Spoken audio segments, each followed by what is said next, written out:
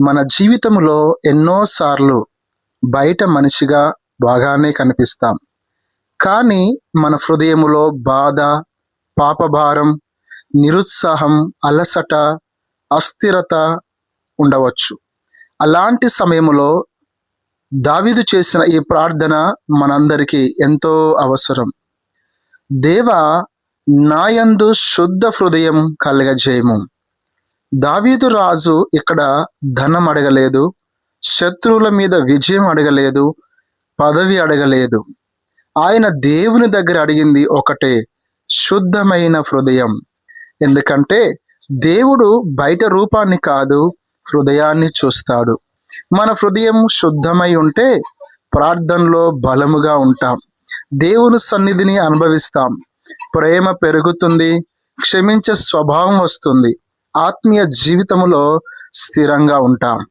ఈరోజు మనం కూడా అడగాలి, ప్రభువా, నా హృదయాన్ని పరిశుద్ధపరచుము, నా అంతరంగములో స్థిరమైన మనసును నూతనముగా పుట్టించుము. చాలా మంది దేవుణ్ణి ప్రేమిస్తారు, కానీ స్థిరంగా ఉండలేరు. కొన్ని రోజులు ప్రార్థన చేస్తారు, తర్వాత చల్లబడిపోతారు. కొన్ని రోజులు విశ్వాసముతో ఉంటారు, తర్వాత భయపడిపోతారు.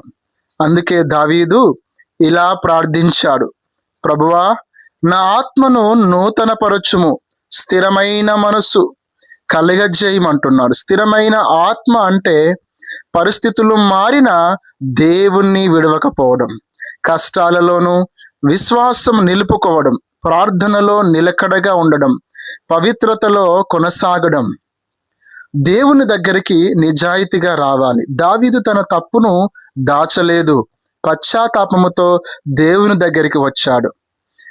మార్పు దేవుని ద్వారానే వస్తుంది. మన బలముతో కాదు, పరిశుద్ధాత్మ సహాయముతోనే హృదయం మారుతుంది.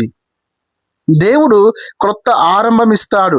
ఎంత బలహీనతల్లో ఉన్నా, ఎంత దూరం వెళ్ళినా దేవుడు మనల్ని నూతన పరుస్తాడు, నూతన జీవితాన్ని ఇస్తాడు. ప్రియమైన వారలారా, మీ హృదయం అలసిపోయి ఉండవచ్చు, ప్రార్థన జీవితం తగ్గిపోయి ఉండవచ్చు, మనశ్శాంతి కోల్పోయి ఉండవచ్చు. ఈ రోజు దేవుడు మీతో మాట్లాడుతున్నాడు, నా దగ్గరకు రా, నేను నిన్ను నూతన పరుస్తాను. దేవుడు విరిగిన హృదయాన్ని తిరస్కరించడు, ఆయన ఇంకా మనల్ని ప్రేమిస్తూ ఉన్నాడు. ప్రార్థన. ప్రియమైన పరలోకపు తండ్రి, మీకు వందనాలు.